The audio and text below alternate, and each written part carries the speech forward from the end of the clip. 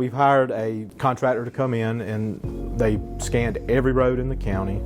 They bring in a specialized van that has all sorts of lasers and new technology. It scans every deficiency in our roads. Right before Christmas, we got some of those preliminary results of our road conditions. So we rate our roads on it's a OCI, it's the overall condition index. It's 0 to 100, 0 being the worst, 100 being brand new.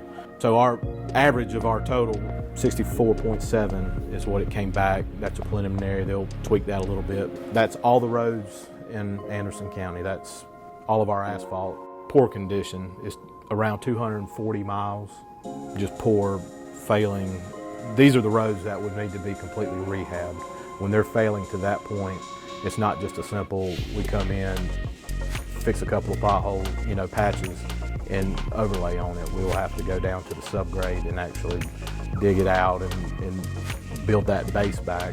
To do a complete rehab for 1 mile of road is around $950,000, compared to if it's one of our good or satisfactory roads, as we would call it, is around $500,000.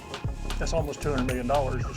Just right there, so we're looking at, right now, 7 years, we're looking at $366 million. So our satisfactory and good roads, we're looking at around 560 miles of the good roads. We want to keep those in those conditions, so we would have to treat those at some point. Sometimes those roads are just they will form a pothole here and there. If we had the funding, we could do a preservation program with these type of roads, and that would be just either a very thin lift of asphalt on top to protect that. You could do a reclamite, which is pretty much, I like to use that as like changing the oil in your car.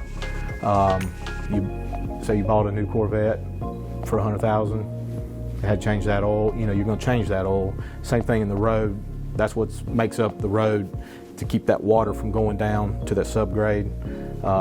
Preservation, that's what that is, just changing that oil and keeping it fresh, keeping water from going up underneath and ruining that subgrade. So instead of just patching potholes, it's keeping it from getting to that splash. Yes, exactly. That's potholes form when that subgrade, when that water gets in it. It's right now we're in the winter time, it's cold out. When that water gets into there and it freezes at night, it just cracks it even more. All it takes is a couple weeks of freezing and all of our roads are just continue to deteriorate.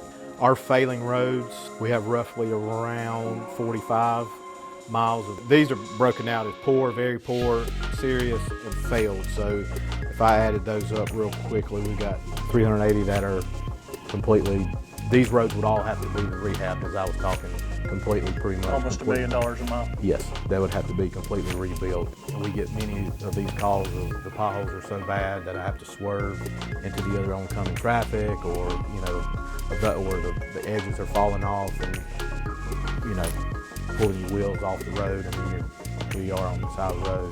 And the costly replacing tires and alignment? Yeah, we get a lot of insurance claims. If we know about them, we do have that program if we have prior notice of and then EMS has to worry about responding where the road slows them down. I mean, they don't want to hit and tear up their vehicles, and they definitely want to be safe. But that does need fire, EMS, all of our first responders. That just slows that response down. So it's almost a fourth that are failing. Yes. So we have a little over 1,000 that are in fair, good, or satisfactory condition. Those would be more of our just patching, our typical patch and pave over. They're going to create that plan for us. They know every road. Right. So I'm having them break it down into the way we break our roads down into our major and local roads, collector roads, and those are broken down by the ADT, the average daily traffic on those roads. So we'll have them broke down by the use of them and how well they're traveled, and then that'll be part of the plan of how we determine where we go first. Definitely want to hit the most traveled roads first. A lot of people, they don't know if they live on a county road or a state road. Some of this money will be spent on state roads. Not a lot of it, but we do have some safety issues that the DOT, they just don't have local funding for those projects. We pay the gas tax, and where's that money going? They don't see it. They do have a large backlog of paving to come, so we will be seeing a lot of that money, but a lot of the gas tax money is going to bridges and interstates and widening, you know, the bigger. None of that's going to county roads, though. None of that's going to county roads. There's a small percentage that comes back through the C-Fund program. Right now, that's our only funding. I've been here in Anderson County in this role for about 7 years, and I can say that over those 7 years, I typically get around $2 million from our C-Fund. That's my average. We have such a long list of paving. I know if you called in and say, I want my road paved, what the response you're going to get is, we currently don't have funding, and we'll put it on the list. And we do have a list, but it is a very long list. Once we look at it, how is it traveled? That ADT is a big factor. What road is it? How much is it going to cost to pave that road? So if we do get our $2 million, we got to spend it wisely. We typically don't use C-Fund just for patching. It has to be for paving. And my asphalt, and that's roughly around $400,000 a year. And that's what I use for patching potholes, any of the maintenance that's needed, if it's striping or edges or whatever it is. I think my current estimates are right around $4 million to do Brown Road. It is on our list. I know we get a lot of calls of that one. Concord Road is one of the DOT. That's a DOT road, but I know they get a lot of calls. That one's on the radar. We can do a lot of stuff in-house with our estimates, and even small paving, you know, and that's something else that we may look at, is doing some smaller roads we could possibly pave in-house to save money. One of the things that is a challenge is educating people how important the upcoming referendum in November would be. What would you want people to know? They can only be spent on asphalt. It's not going to go to other projects to build buildings or parks or kayak launches or any of that. You know, all those are very important too, but this penny tax can only be spent on roads and bridges infrastructure, and it can't be paid salaries. It's not going to go paying, you know, vehicles or any of that. It's just going to go straight to where we need it on our asphalt and our bridges, our infrastructure. As the county grows and people are moving here, they want to see new asphalt. This type of money is what it's going to take to get us there. Somewhere between 38 and 40 million a year is what they're hoping? Around 40 million. Every year it increases a little bit, is what just because of the growth rate. But yeah, around 40 million a year. And we actually have 157 bridges that we maintain. And as of today, we have 57 of those that are load restricted, which means that fire trucks can't go over them, school buses can't go over them, fuel tankers can't go over them. Every 2 years, the DOT actually does an inspection of all of their bridges plus our county bridges, and we get that report, and that's when you see those load ratings that are on these bridges. The ones that we've done recently have been around $1 million, $2 million. Some of our safety bridges, like Scotts Bridge Road that floods every time we have a rain event. Scotts Bridge, Shackleburg. We replaced the one on Shackleburg, but both of those are about $3 to $4 million a piece. So bridges are expensive too. We've kicked it to the point where we've got to do something now, or it's just going to continue to cost.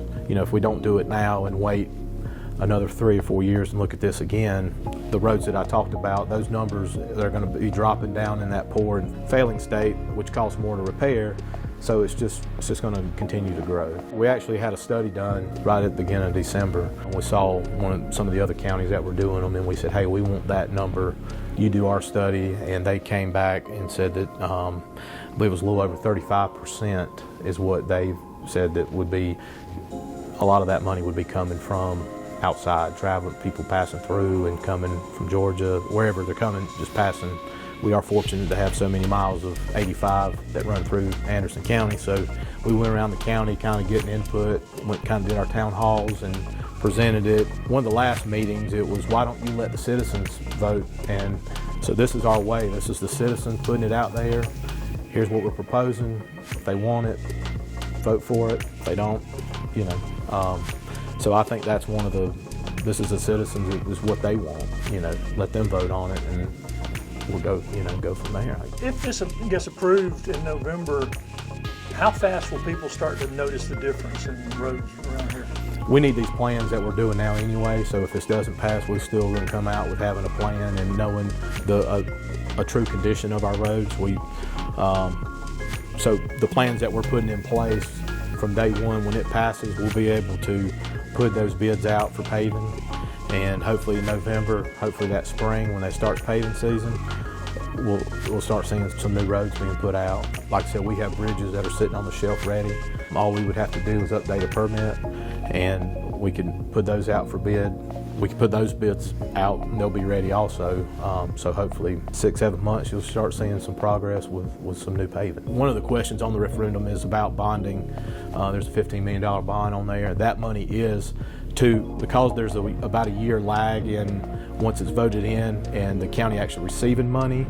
The $15 million is for that first paving contract and those bridges that we're hoping that'll pay for those, and then those bonds will be paid back by the proceeds of the penny sales tax. So that wouldn't be coming from the taxpayers. That's going to be, once we receive that money, it'll pay those bonds back off. Hopefully you'll start seeing some groups, to help educate and push this along for us. County employees, we can only educate the public. We can't really, per se, sell it to anybody and say this is their, but we can educate conditions of our roads. This is where, this could be spent, that type of stuff.